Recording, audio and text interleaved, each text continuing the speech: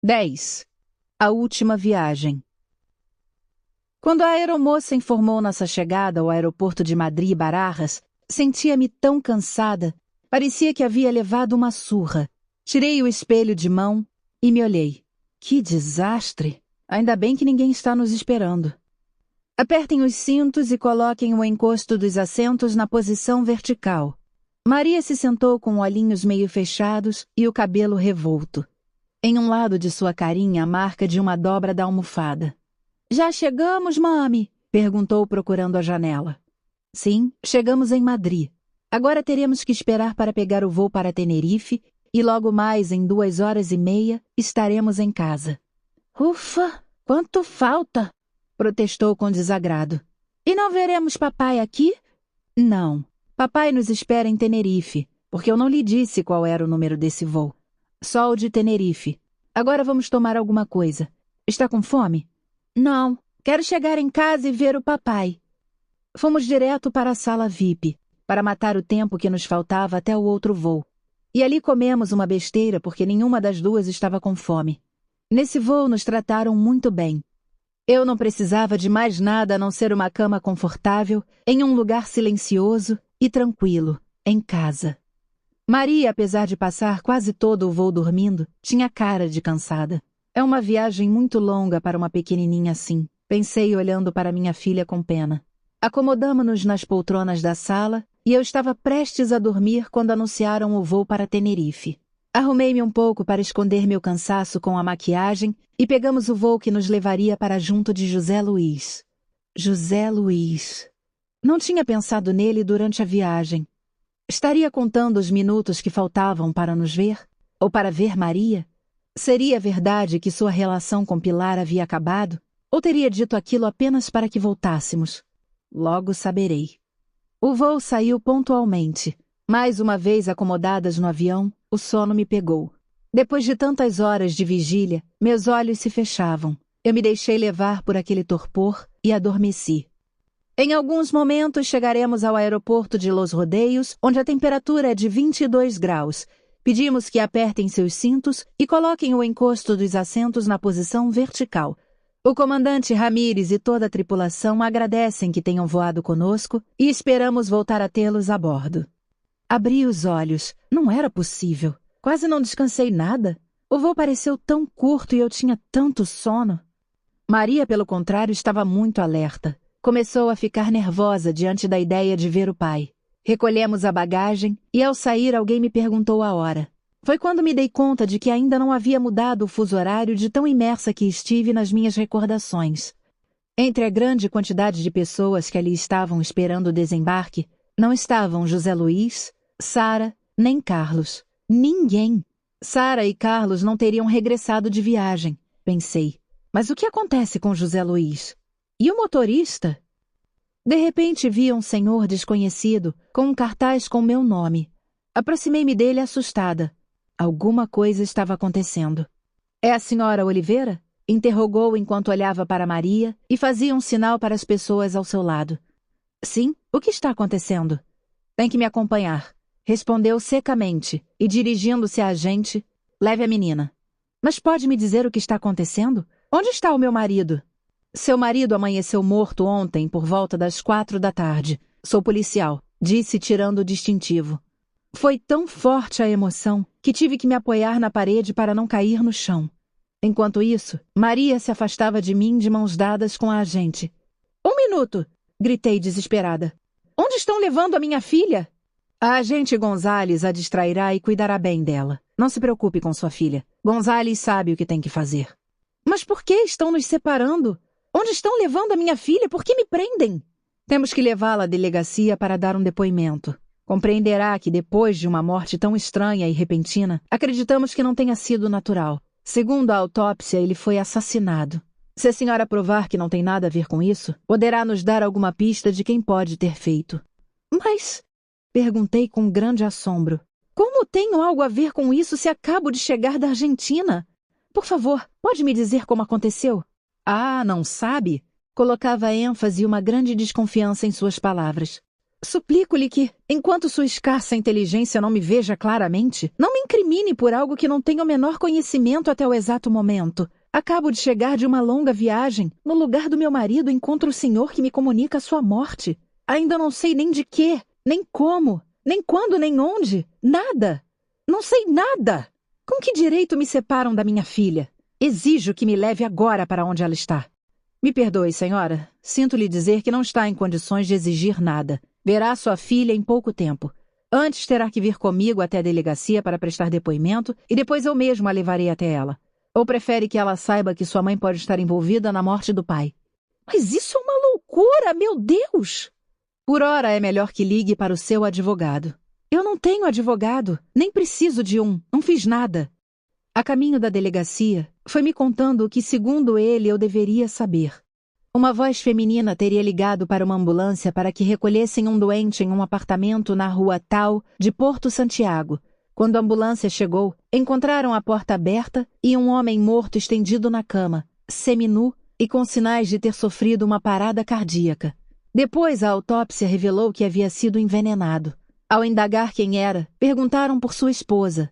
Sua esposa estava na Argentina, mas que coincidência! Vinha em um voo para Tenerife, apesar de ter ido embora há 6 meses, e disse para todo mundo que não pensava em voltar. Logo, comprovou-se que fazia pouco tempo que o Sr. Oliveira tinha modificado seu testamento e colocado todos os seus bens no nome da mulher e da filha. A esposa poderia ter dirigido a operação da Argentina. Todos sabem a situação difícil que os argentinos estão passando, e lhe seria muito fácil encontrar alguém que, por dinheiro, se prestasse a fazer o trabalho sujo. Assim, ela viria como se não soubesse de nada e desfrutaria a grande fortuna com a filha. E aqui estava o policial perspicaz, disposto a provar minha culpa e jogar meus projetos por terra. Perdoe que lhe diga que o senhor está louco, disse eu desesperada. Ele me olhou como que dizendo, vai querer enganar a mim? Não me incomodei mais com aquele gênio que provavelmente esperava e precisava de uma promoção. Talvez Carlos e Sara já tenham chegado de viagem e esclareceriam as coisas. Também havia os criados, Petra, Francisco, Yaisa, José, todos falariam a meu favor. Quando chegamos à delegacia de Santa Cruz, sentei-me em um banco e pouco a pouco fui me dando conta do pesadelo que estava vivendo. Estava esgotada, cansada demais para pensar com clareza. Tudo parecia surreal. Talvez tivesse que chorar pela morte inesperada de José Luiz, mas as lágrimas não surgiam em meus olhos. Não aceitava a realidade e esperava o momento de me reunir com a minha filha para saber se já estava sabendo da morte do pai. Tinha que vê-la ainda que fosse só um instante. Teriam-lhe dito? Quero ver minha filha agora mesmo! Gritei histérica. Não podem me prender aqui por mais tempo. Acalme-se. Será só um momento. Falava o delegado bem mais amável que o policial que me trouxe. Tem que depor e depois a levaremos a Porto da Cruz. Eles me fizeram uma série de perguntas que respondia mecanicamente, quase uma zumbi. Estava cansada, sonolenta e era incapaz de raciocinar. Se tivessem me dito que se eu me declarasse culpada me deixariam ir embora, eu teria feito. Posso fazer uma ligação para minha casa, por favor? Supliquei angustiada. Sim, lógico. Deu-me o telefone e liguei para casa. Francisco atendeu. E sem perder tempo lhe perguntei se os Ramos Oliveira tinham regressado bem de viagem. Sim, estavam ali, mas não atendiam ao telefone. Sara, minha querida Sara, estava me dando as costas. Como podia ela acreditar que eu tivesse alguma coisa a ver com a morte do irmão? Ao me ver tão agitada, o delegado, que se comportava de forma mais humana comigo, disse: eu aconselho que ligue para um advogado de confiança. Sendo culpado ou inocente, sua situação é comprometedora. Todos os serventes da sua casa disseram. O senhor lhe pedia que voltasse para casa, mas ela não queria. Pensava em ficar para sempre na Argentina. Sua cunhada? Ela nunca quis o meu irmão. Não tinham vida matrimonial. Vários de seus amigos em comum o defenderam e se colocaram contra você. O policial que a trouxe do aeroporto disse que na retirada das bagagens falou com um homem e que achava que era seu cúmplice. Isto sim é o cúmulo! Disse furiosa, colocando as mãos na cabeça. Esse policial tem uma mente muito fértil e inventa coisas. Eu não falei com ninguém, nem ninguém falou comigo. Mas o que é isso, um linchamento? Pérez, venha um instante, chamou o delegado. A senhora diz que ela não falou com ninguém no aeroporto. Naquele momento lembrei que alguém tinha me perguntado as horas e que eu disse ainda estar com o fuso horário argentino. Parece que aquilo ficou esclarecido, mas havia as declarações feitas pelos amigos, pela criadagem e por Sara. Sempre havia sido como uma mãe para mim. O que estava acontecendo? Eu adorava o irmão dela e sua morte repentina poderia ter transtornado, mas como me culpar me conhecendo como tal? Então me lembrei de Jesus e Pilar. Também teriam sido interrogados? Perguntei ao delegado. Suponho que sim. Interrogaram todos os amigos. Me disseram que uma mulher ligou para a ambulância. Sabem quem é essa mulher? Não poderia ter sido ela quem o envenenara? Não poderia ser uma amante ciumenta ou algo assim? O que lhes faz supor que eu tenha algo a ver com isso? Fazia as perguntas para eles e para mim mesma, ainda que eu tivesse uma resposta que não me deixava dúvidas. Se tivesse morrido de um ataque do coração, estava tudo muito claro, mas o que não encaixava na história era o veneno. Pilar e ele teriam marcado de se encontrar no seu ninho de amor. Ele infartou enquanto transavam e morreu. Ela chamou a ambulância, caso ainda houvesse como salvá-lo, e desapareceu sem que ninguém soubesse quem era. Contudo, o veneno... Não, apesar de eu a odiar muito, não a considerava capaz de envenenar o seu amante. A voz do delegado me tirou dos meus pensamentos. Parece que está pensando em alguma coisa, e seja o que for, deve dizê-lo, por duas razões. A mais importante para dissipar todas as dúvidas que há sobre a senhora, e a outra para colaborar com a justiça. Ou seja, porque a polícia não tem nada, e para satisfazer a família Oliveira por ser tão conhecida, acusam a esposa ausente sem ter mais provas do que as que querem inventar. Me engano? Totalmente, senhora. Muito sério, o delegado se levantou de seu assento e se dirigiu a mim. Apontando-me o dedo indicador, prosseguiu. As únicas suspeitas que temos recaem sobre a esposa que foi sem intenção de voltar e que convenceu não sabemos com que artimanhas o seu marido para que fizesse um testamento a seu favor. Logo, o resto fica claro. Da Argentina pagou um matador para que envenenasse o Sr. Oliveira com a ajuda de alguma pessoa próxima a ele, e enquanto faziam amor, colocava veneno na bebida. Sem dar tempo do cadáver esfriar, a esposa vem e, sem derramar uma só lágrima pela morte do marido, se faz de vítima e começa a insultar e chamar os policiais que a levam para depor de loucos e ignorantes. Estou enganado agora? Ficou me olhando muito de perto e, diante de todas aquelas hipóteses falsas, não soube o que responder. Ele, ao ver meu silêncio, deve ter achado que tinha acertado no alvo e continuou. Se não é assim, diga-me o que a trouxe agora. Se sua intenção não era de voltar. Sim, não pensava em voltar, pois éramos um casal desunido, mas há 15 dias recebi uma carta do meu marido com 2 passagens de avião para que voltássemos. Ele adorava a filha e me pareceu cruel privá-lo tanto tempo da companhia de Maria. Por outro lado, a pequena também o adorava, e achei lógico fazer uma viagem para que se vissem e ver se as coisas entre nós melhoravam. Talvez ficassem em Tenerife. Se quiser, posso lhe mostrar a carta. Isso seria ótimo. Mudaria muito a situação. Procurei no bolso de mão e não estava ali. Abri todos os zíperes. Nada. Mas onde a coloquei? Comecei a procurar nos bolsinhos do casaco enquanto Pérez começava a fazer uma careta zombeteira. Acreditava sem dúvidas que eu inventara a carta. Estava aqui. Deve ter caído no avião quando saí. Por favor, precisa acreditar em mim. Juro pela minha filha que não estou mentindo. Comecei a chorar inconsolavelmente. E vi o policial Pérez sair da sala. O delegado não dizia nada. Naquela delegacia, só se ouviam os meus soluços entrecortados. Pouco tempo depois, Pérez entrou de novo e, olhando para o delegado, fez um gesto negativo com a cabeça. Sinto muito, senhora, disse ele com pesar. Sua menina nega que havia uma carta. É isso, Pérez? Efetivamente. A pequena disse que não viu carta alguma. Quando lhe perguntamos por que voltaram, respondeu: Mamãe disse que tinha uma surpresa para mim e eram as passagens para vir. Perguntamos se seu pai queria que viessem e nos disse: sim, me dizia por telefone, mas mamãe não queria. Pérez estava satisfeito com seus interrogatórios e as respostas obtidas. Ele não podia se enganar. Desde o primeiro momento me considerou culpada e tinha que ser assim. Por outro lado, o destino estava jogando novamente contra mim. Então pensei que aquele apartamento era compartilhado por José Luiz com outra pessoa. Eu sabia quem era, e se cabeças teriam que rolar, deveria dizer tudo. Se eu era suspeita, Pilar seria ainda mais quando descobrissem seu romance com José Luiz? Pedi ao delegado para falar com ele a sós, e ele mandou o policial sair.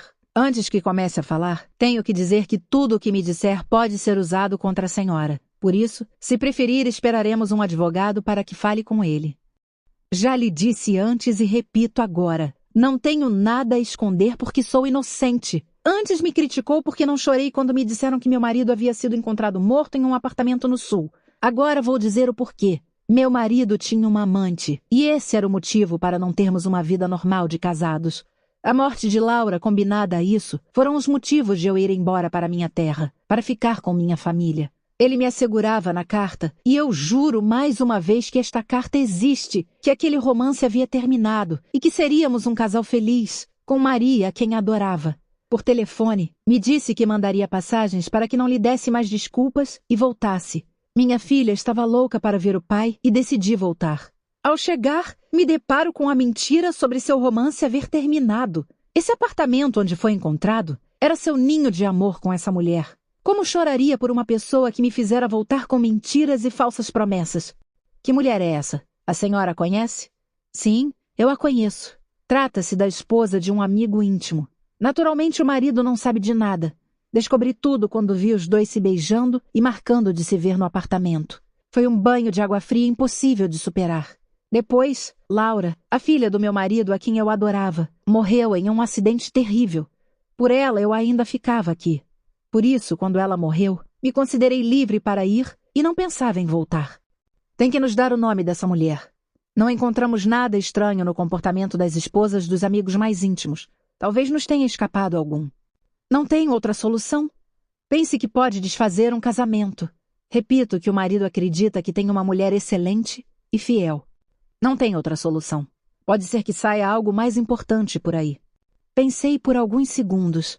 Lembrei o quão agradável Jesus havia sido comigo a todo momento. O carinhoso que era com seu amigo traidor e o feliz que demonstrava ser com sua esposa. Tudo se desmoronaria quando eu dissesse um nome. No entanto, se fizesse silêncio, seguiriam me acusando sem piedade. Estava perdida. Todo mundo havia se voltado contra mim e a polícia queria um culpado, não importando quem fosse. Por que eu não mostrei a carta a Maria? Ah, tinha uma boa razão. Mas as coisas foram se enrolando e agora estava em um beco sem saída. Nada que eu disser será considerado como verdade. E a carta? Onde estaria a maldita? Convenci-me de que não teria outra solução. Eram os Gonzales, ou Maria e eu. Era a desgraça de Jesus, ou a minha liberdade. Antes de responder, pedi para ver minha filha. Contudo, o delegado, que parecia adivinhar meus pensamentos, desejava minha confissão mais do que qualquer coisa. Até cheguei a pensar que acreditava que eu era inocente. Assim que nos disseram o nome dessa mulher, a deixaremos ir para casa. Ao ver que eu duvidava, acrescentou: sempre cumpro minhas promessas. Essa é a esposa de Jesus Gonzales, piloto de avião e amigo íntimo da família. Ela se chama Pilar e vivem em... Eu sei onde vivem. Falaremos novamente com ela. Agora a levaremos para casa. Amanhã terá que voltar. Então prefiro não ir para casa enquanto não se esclarecer tudo. Não suportarei a presença dos empregados que tentaram me arruinar. Ficarei em um hotel em Santa Cruz. Em qual? Não sei. No Mense, se houver quartos. Peço que me leve onde está minha filha. O delegado chamou pelo interfone e pediu que trouxessem Maria. Quando a menina entrou, vi pela sua expressão que não havia se dado conta da tragédia que sua mãe vivia. Tinham-lhe comprado um boneco de pelúcia e, entre uma pergunta e outra, lhe deram todos os tipos de guloseimas. Vinha contente. Já vamos para casa? Perguntou, abraçando-se a mim. Não, meu amor. Hoje dormiremos em um hotel muito bonito. Então, quando veremos o papai? A policial que tinha ficado com Maria e o delegado se remexeram nos assentos inquietos. Não poderá ver o papai, filha. Ele está com a Laura. E está em uma estrela de onde nos vê? Perguntou Maria, começando a chorar. Sim, e já sabe o que temos que fazer. Não precisamos chorar, porque eles nos verão. E ficarão tristes. Mas quero ficar com o papai. Ele quer ficar comigo. A pequena desatou a chorar. Era um choro entrecortado pela angústia de ver como sua maior ilusão tinha sido desfeita de repente. As lágrimas da menina eram contagiantes, e eu também irrompi em um choro descontrolado. Era tensão demais, e aquelas lágrimas eram necessárias. Não sei como pude aguentar até esse momento. Vamos, vamos. Agora descansem. Amanhã todos veremos as coisas com mais clareza. Faremos uma visita à senhora Pilar Gonzalez e veremos o que nos conta. O que lhe agradeceria é que não saísse por muito tempo do hotel para estar disponível quando a chamarmos. Levaram-nos até o Manse e pedi um quarto duplo tranquilo. Precisava descansar e dormir mais do que qualquer outra coisa. Deram-me um na parte dos fundos. Era amplo e silencioso. Descemos para jantar e depois de ver um pouco de TV, deitamos. Apesar do cansaço, demorei muito a dormir. Meus nervos estavam tão alterados que rolei continuamente e não encontrava a posição correta para ficar confortável e dormir. Ouvi dar 00:30, 1, 2 da manhã. Creio que por fim adormeci. Pela manhã, ao despertar, não lembrava a angústia do dia anterior. Quando me dei conta de tudo o que tinha acontecido, pensei, já devem ter falado com Pilar e saberão que era ela quem estava com José Luiz no apartamento. Lembrei da carta. Poderia me salvar de possíveis acusações e fui procurar por ela nas malas, mesmo sabendo que não poderia estar em nenhuma das duas, porque eu estava com ela no voo. Eu a li no avião. Chamei Maria, que feliz dormia sem preocupação alguma. Arrumamo-nos e pedi o café. Sentia mais do que uma fome qualquer, uma necessidade atípica de comer algo. Quase me doía o estômago de tão vazio que estava. Os bolos e o café cheiroso me reanimaram. Até vi os acontecimentos com otimismo. Hoje será resolvida a incógnita e pedirão desculpa pelos transtornos que me causaram. Liguei para o delegado Alvarado para perguntar se teriam falado com Pilar. Ia ligar nesse instante. Marcamos com a senhora Gonzalez aqui. Por isso gostaria que a senhora viesse na mesma hora, isto é, às 10 da manhã. Um carro com a tenente irá buscá-la para tomar conta da sua filha, como ontem. Chegarão por volta das 9:30. Esteja pronta. Ao meio-dia tenho que sair para a Gran Canária e não gostaria de perder o voo. Não se preocupe, estaremos esperando na recepção. Não sei o motivo, mas a voz do delegado me soou menos afetuosa do que ontem. Tive o pressentimento de que algo não se deu como eu esperava. O que poderia ser? Se falaram com Pilar, teria que perceber que ela teria muito a declarar e que com certeza seria ela a mulher que ligou para a emergência. Na hora marcada, o carro da polícia chegou. Senti vergonha que alguém me visse nele. A tenente começou a falar com Maria, que ficou tão contente como se a conhecesse desde sempre. Vai me contar mais histórias? Perguntou para a tenente assim que a viu. Sim, minha querida. Contarei histórias e a levarei ao parque para que brinque com as outras crianças. Por este lado, não tinha do que criticar os policiais que nos traziam e levavam de um lado para o outro. Cuidavam de Maria e eu podia ficar tranquila e passar os maus momentos sozinha. Chegamos à delegacia e Maria, dando-me um beijo, afastou-se de mim acompanhada da nova amiga. Ao entrar na sala do delegado, tive uma grande surpresa. Não estava só Pilar ali, mas Jesus também. Os dois me olharam muito sérios e nem sequer se levantaram quando sentei. Sentei-me na cadeira oferecida pelo delegado e esperei que alguém quebrasse o silêncio. Diante da minha estranheza, foi Jesus o primeiro a falar. Sempre tive um grande apreço por você, e Pilar a considerava uma boa amiga. Mas como pôde dizer isso dela e do pobre José Luiz? Não posso acreditar em algo assim vindo de você. E você, o que acha? Pode dizer aqui diante de mim que estou mentindo? Disse ficando de pé encarando Pilar. A primeira coisa que tem que fazer é não perder o controle, senhora. Repreendeu-me com calma o delegado. Perdão, é que me sinto vítima de uma cilada. Gostaria que essa mulher me dissesse, olhando nos meus olhos, que estou mentindo. Gostaria que jurasse que não conhecia o apartamento onde seu amante foi encontrado. Pilar começou a chorar e tampou o rosto com as mãos. Jesus a acariciou e me fulminou com um olhar. Viu o que fez? Está feliz? Senhor delegado, conheço minha mulher e sei que jamais seria infiel. Mas não entendo por que uma pessoa que consideramos boa amiga pode lhe imputar algo assim. Muito fácil, Jesus. Porque é verdade. Minha resposta tinha a serenidade da pessoa que se via perdida. Eu os vi em uma noite se abraçando e se beijando apaixonadamente. Marcaram um encontro no apartamento do Sul. Mas já vejo que tudo está inexoravelmente contra mim. Por quê? Não sei. Só sei que fazia falta uma vítima e cheguei no momento oportuno para ser imolada. Tinha uma carta de José Luiz que perdi. Tenho a mulher que ligou pelo telefone e que foi a que esteve com ele. E sabe o que aconteceu? Apontei para Pilar. Mas até seu marido a defende. Quem me defenderá? Desde o primeiro momento lhe disse que ligasse para um advogado e a senhora não quis. Ele é que tem que lhe defender. O delegado, ficando de pé, deu por terminado o interrogatório e se dispunha a partir. Sim, o farei. Enquanto isso...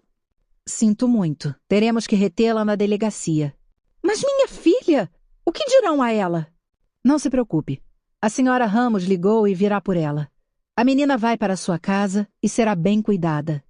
Virei de costas para que ninguém percebesse que meus olhos se enchiam de lágrimas. Ouvi como Jesus e Pilar se despediam do delegado e a porta se fechando atrás deles.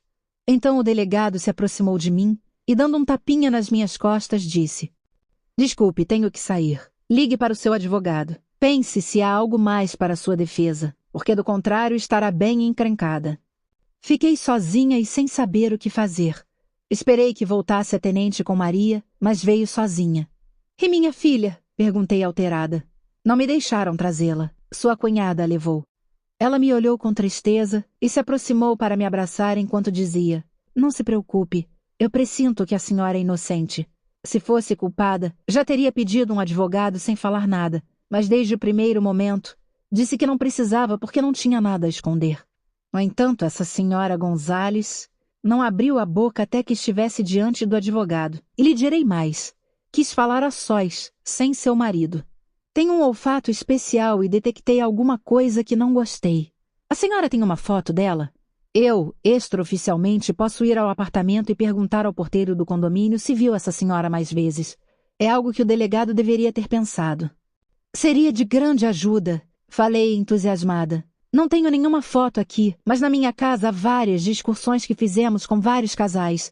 Se puder ligar para minha cunhada, direi que procure alguma onde ela apareça bem. Não é necessário. Falarei com ela e pedirei. Vou mantê-la informada. Não encontrava palavras para agradecer. Era a única pessoa que não duvidava da minha inocência, e já era motivo suficiente para eu estar agradecida.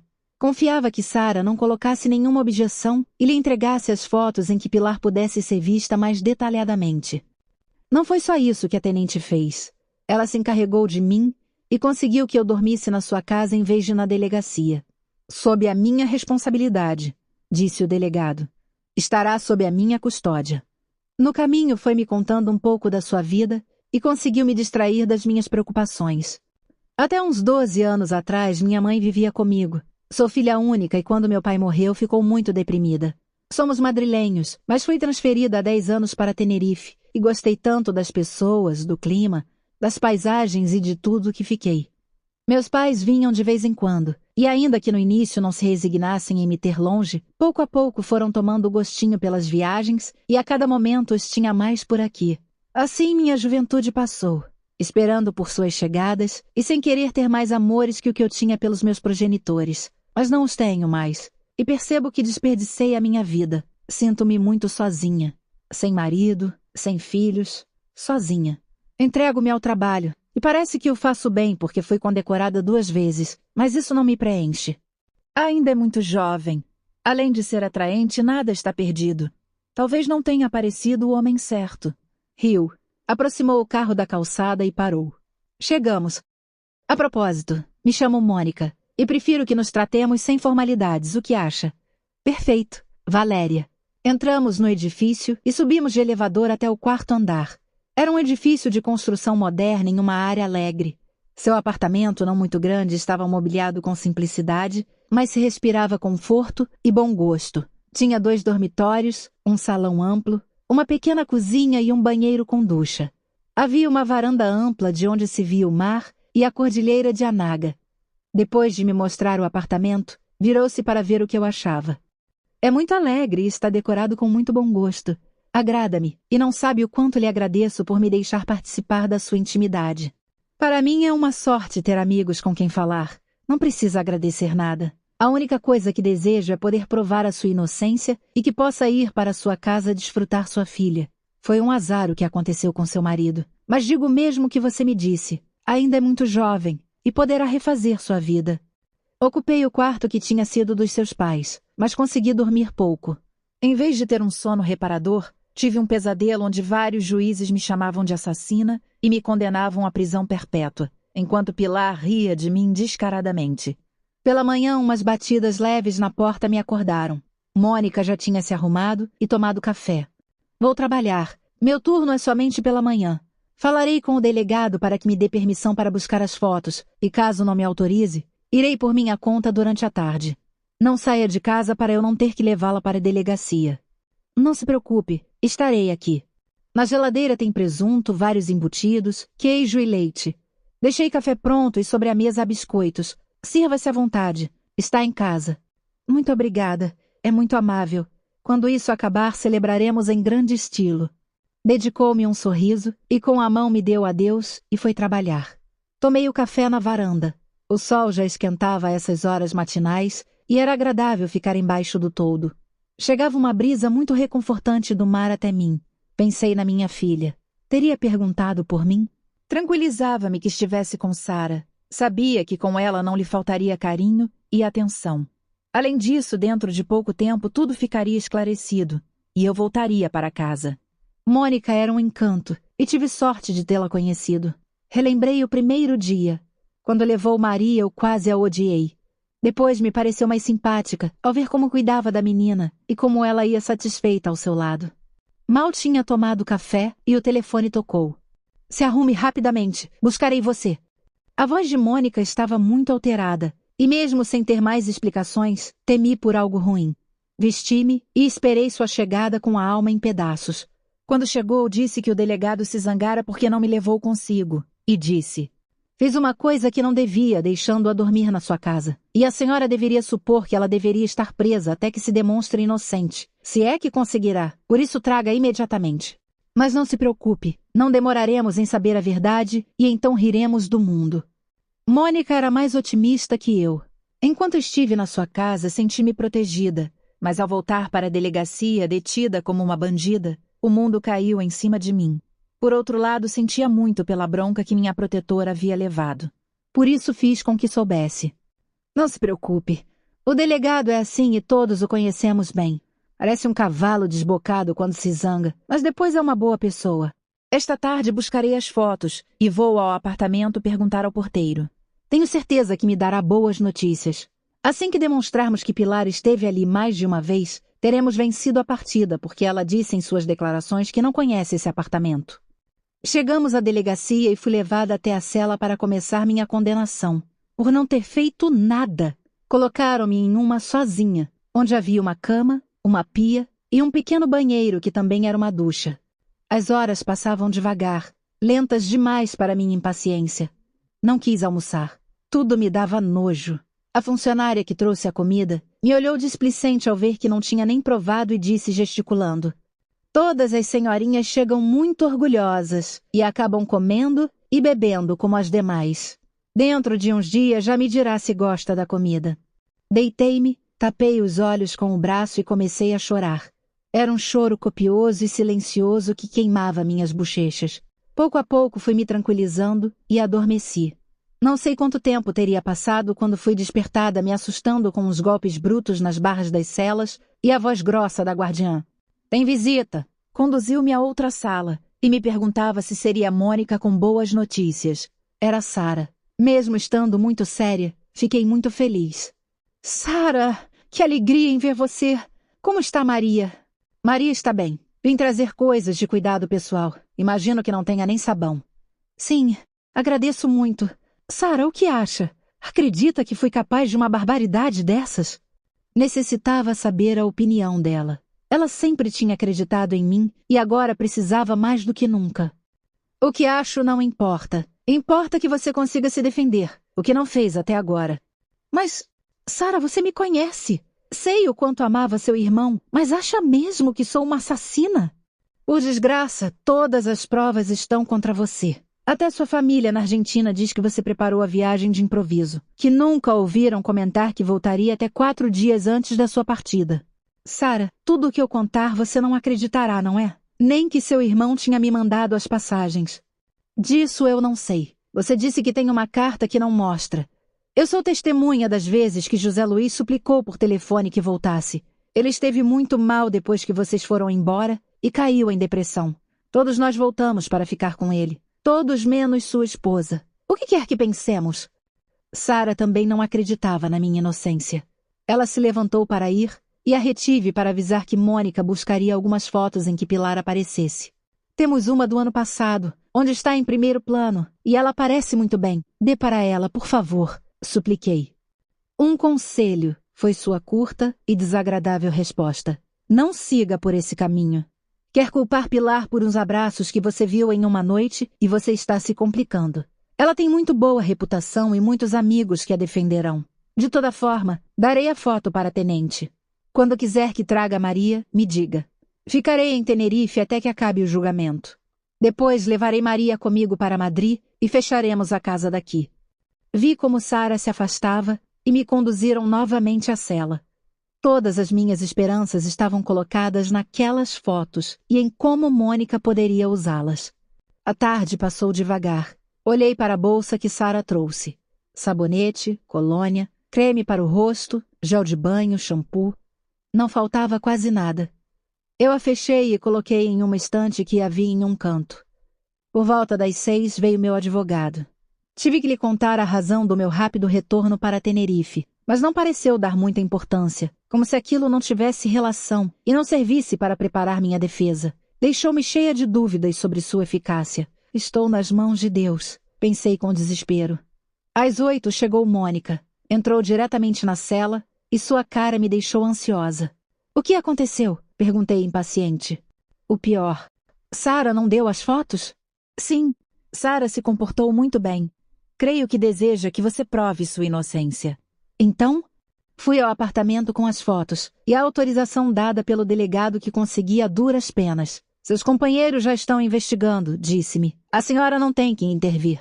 Mas pedi que me deixasse ir sozinha ao apartamento para perguntar ao porteiro se conhecia a senhora da foto. E depois de pensar um pouco, cedeu. Tive que prometer que logo me esqueceria do assunto. Então, o que disse o porteiro? O porteiro morreu em um acidente faz 2 semanas. Agora há um novo que não sabe de nada e disse que ainda não conhece bem os vizinhos. Não se pode dizer que seja uma pessoa íntegra. E o que faço agora? Meu desespero chegou a um limite que era difícil de superar. Mônica me olhou angustiada. Confiamos muito naquelas pesquisas e vimos como se derrubam nossos argumentos para preparar minha defesa. Houve um grande silêncio que foi quebrado por ela. Eu só consigo pensar em uma solução. Qual? Perguntei impaciente. A fuga. Como? Quer que eu fuja daqui? É muito otimista.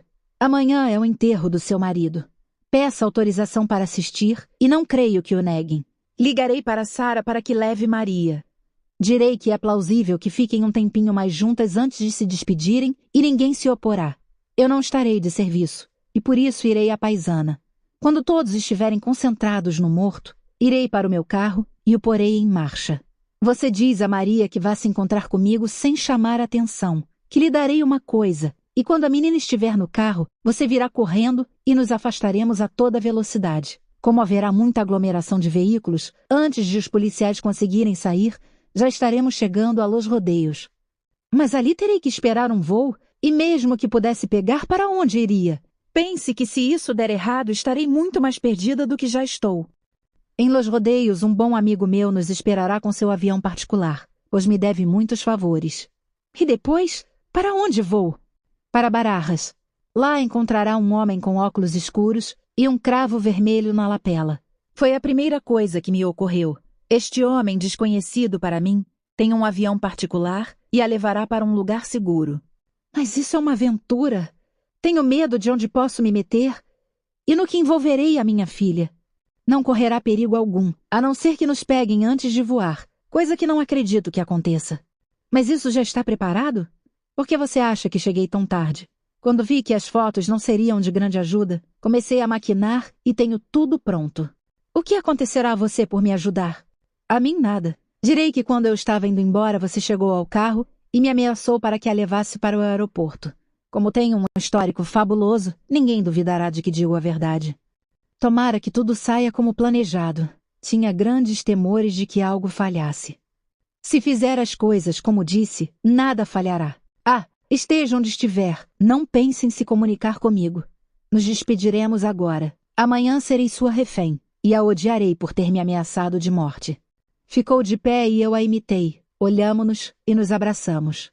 Quando nos separamos, nós duas tínhamos os olhos cheios de lágrimas. Chamou a guarda para que abrisse a cela e saiu sem me olhar. Minhas mãos tremiam e um suor frio cobriu minha testa. Trouxeram-me o jantar e, para não zangar a guarda, comi algo. Eu te disse que acabaria sendo menos fina, comentou com sua voz bronca e saiu de novo pela porta da minha cela. Apesar do meu nervosismo, dormi muito bem. Pela manhã tomei um banho e me arrumei para o enterro. Levaram-me diretamente para o cemitério. Ao sair do carro da polícia, olhei ao redor. Os carros particulares estavam amontoados quase sem ordem, pois eram muitas as pessoas que assistiam ao enterro. Aquilo me favorecia, mas faltavam mais carros para que obstruíssem a passagem do veículo da polícia que me trouxe. Estive mais concentrada nisso do que em observar as pessoas que iam chegando e que me olhavam com certo desprezo. Sara chegou. E Maria? Estava lá. Se não a trouxesse, todo o plano teria ido por terra, pois sem minha filha não fugiria. Maria, assim que me viu, veio para mim e nos abraçamos. Estranhei que não fizesse perguntas. O que terão dito sobre sua mãe? Ficou ao meu lado, agarrada à minha mão. Chegou o caixão e começou o enterro. Mônica estava na minha frente do outro lado da cova e, em um determinado momento, foi andando para trás indo para o carro. Quando a vi entrar, aproximei-me de Maria. Mônica disse que trouxe uma coisa e que está no carro dela. Vá ver. Agora, mamãe? Vamos esperar que acabe aqui, disse apontando com o seu dedo para a cova. Vá agora mesmo, ordenei zangada. Não havia tempo a perder. Mônica está partindo. Vá para o seu carro. Maria me olhou com estranheza pela forma brusca com que falei com ela. Contudo, não sabia que a minha liberdade estava em jogo e não havia décimos de segundo a perder. Todos estavam com os olhos no caixão. Sara chorava desconsolada e Carlos lhe consolava. Era o momento. Eu me virei para correr até o carro, mas alguém percebeu e me reteve pelo braço. Forcei para me livrar daquela mão que me apertava e que ia jogar minha liberdade fora, mas não pude. A ponto de desmaiar, ouvi uma voz. Senhora? Senhora? Estamos chegando. Abri os olhos. A cara sorridente da aeromoça do voo me olhava e sua mão repousava sobre o meu braço. Maria ria ao meu lado.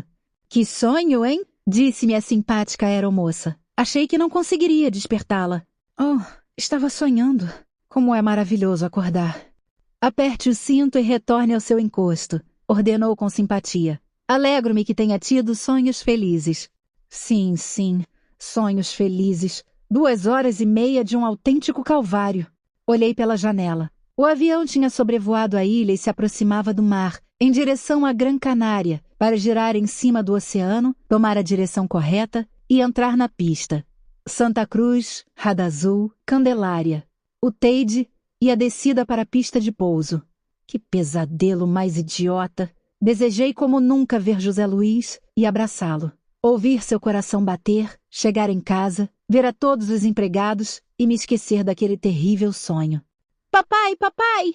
Os gritos de Maria me tiraram dos meus pensamentos e olhei na direção em que ela corria. Para ela, com os braços abertos, chegava seu pai. Ele a levantou do chão e se fundiram em um abraço apertado. Uni-me a eles e nos abraçamos. Sentia-me feliz. No caminho de casa, fui me colocando a par de algumas mudanças. Yaisa não quis voltar. Ficou muito abalada com a morte de Laura e teve que se cuidar com um psiquiatra para que cuidasse do complexo de culpa que tinha.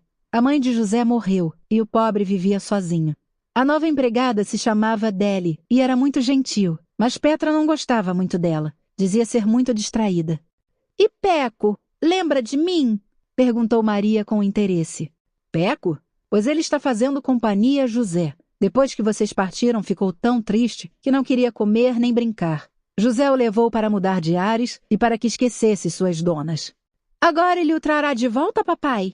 Façamos algo melhor se papai aceitar, foi minha proposta. Como José ficou sozinho, pode vir morar lá em casa. Creio que ele gostará. Ele vai adorar. E não me pergunte o que quero ou não quero. Você é a dona da casa e esteve muito tempo de férias. Olhou-me sorridente. As coisas de casa e da criadagem são com você. No caminho de casa, Maria se sentou no colo de José Luiz e se apertou contra ele. Formavam um par que ninguém poderia separar de novo. José Luiz e eu nos olhamos fixamente. Uma pergunta e uma resposta flutuavam entre nós. Foram viver em Madrid. Disse adivinhando a pergunta e acrescentou: desde aquela noite não houve mais nada.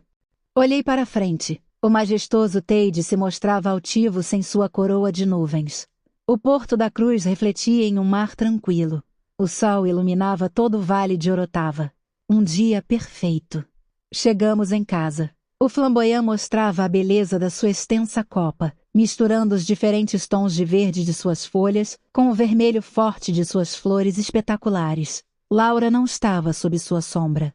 Acariciei o sininho que ainda estava pendurado no meu pescoço. Eu o tirei e o pendurei em um dos galhos. Uma suave brisa o fez tocar. Ou não foi a brisa? Obrigado por escutar.